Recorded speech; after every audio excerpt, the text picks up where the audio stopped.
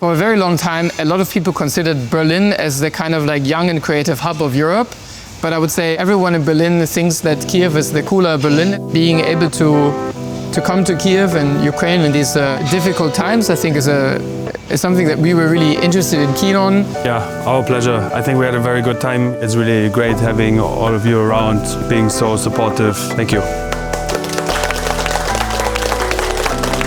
Hi, I'm Vadim, and I'm chef owner of Otto, Trio and Pluto in Berlin. And I'm Sören, and I run Otto and Pluto together with Vadim. In Berlin, we only work with very local produce, so we want to do the same when we travel. So we use local produce from Ukraine and bring our flavors from Berlin to give you a very authentic flavor profile of our restaurant. But when people ask us about what kind of cuisine we're cooking, both of us, even after 5 years, sometimes struggle a bit to explain.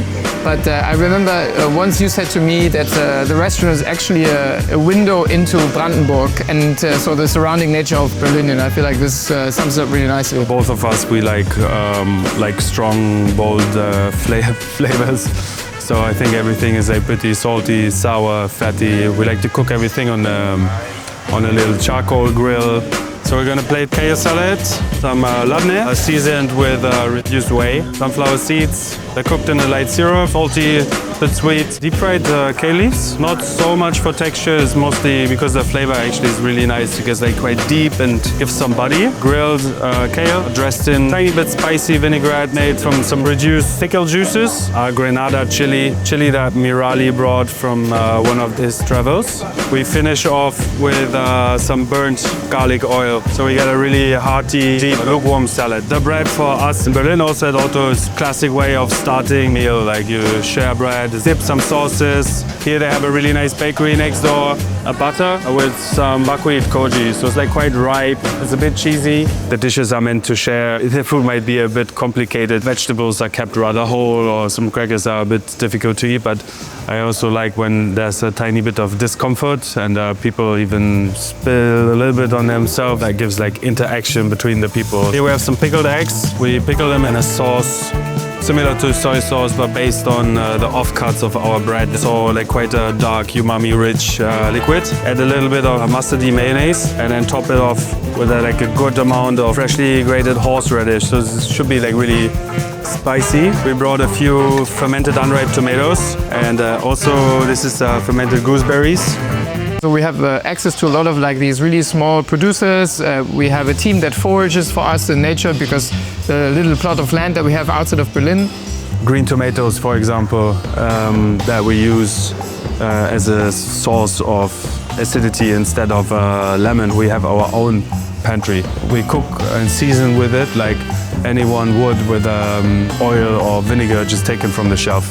But for us, we try to produce it ourselves. A few pickles on the bottom of the plates, like a bit escabeche style. I pickled it in a liquid made from a bit of saffron, vinegar, and Chinese mutton crab garum. So a liquid that's very intense, flavorful, a bit sour, local trout.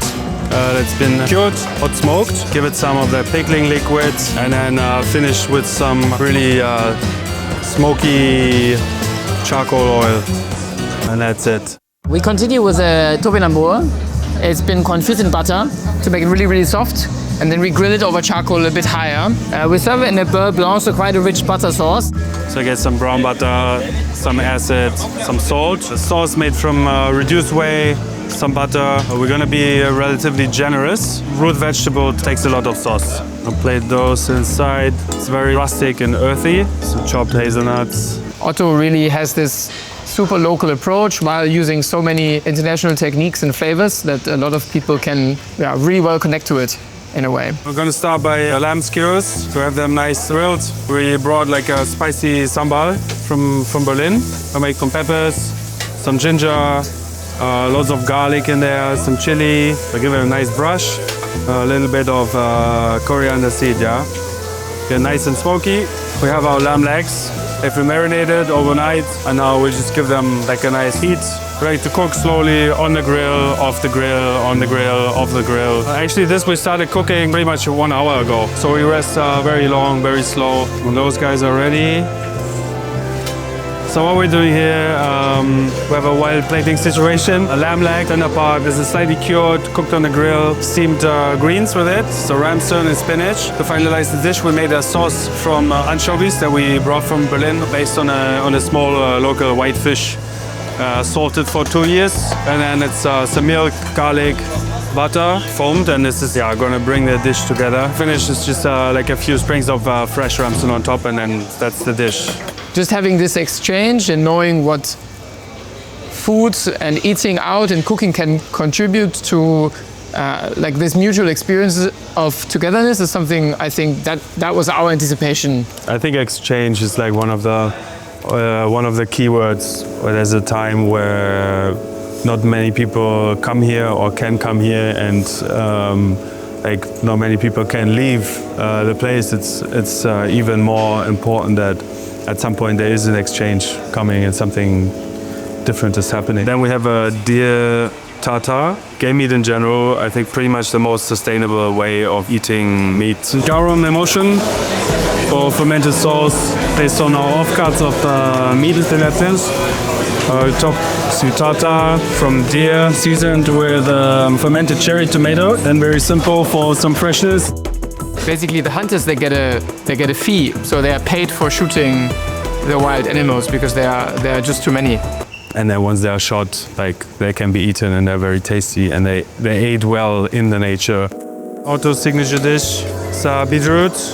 It's first cooked in salt water until it's really like completely soft. And we peel the skin off, marinate it overnight in slow juice. And the slow berries, they have like a sour, tannic mouthfeel, and it plays really nice with the sweet earthiness of the beetroot.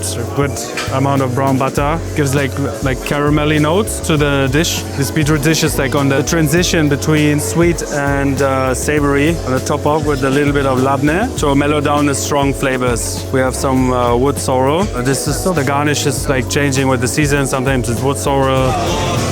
You ready for dessert? Yes, let's go. Let's go. So we got 2 little cookies here. It's financier, classic French pastry. Some roasted buckwheat. Make a little cookie from it, soft and a bit chewy. Some crunchy bits on the outside, and it's topped off with burnt honey. So you really the bitter notes, nutty, a little bit bitter, a little bit caramelly, sweet. Love this moment of the year when the first fruit trees are flowering. I think it like balances out the sugar really nicely.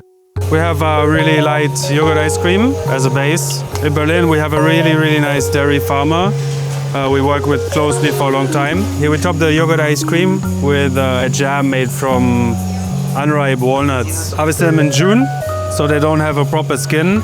And we top it up with some Italian meringue. I think there's like really amazing texture, a bit like the foam that you use for shaving. To give some roasty notes, we have like a really hot spoon. I'm just gonna burn the top. In this kind of like madness that exists in the world at the moment, sometimes it feels a bit hedonistic to run a restaurant or a wine bar and to do these kind of things. And then Vadim said to me, well, that's the only chance we have, is to create spaces that kind of like create this community and the world that we want to live in, and open room for the people to connect. And I think that's also what we want to do with these travels. Yeah, this I can just sign. Yeah, swear. I want to say thank you for coming to Ukraine. It's our second dinner, and yesterday was really delicious food. And I think Tim and me also enjoy the atmosphere which we bring this year from Berlin.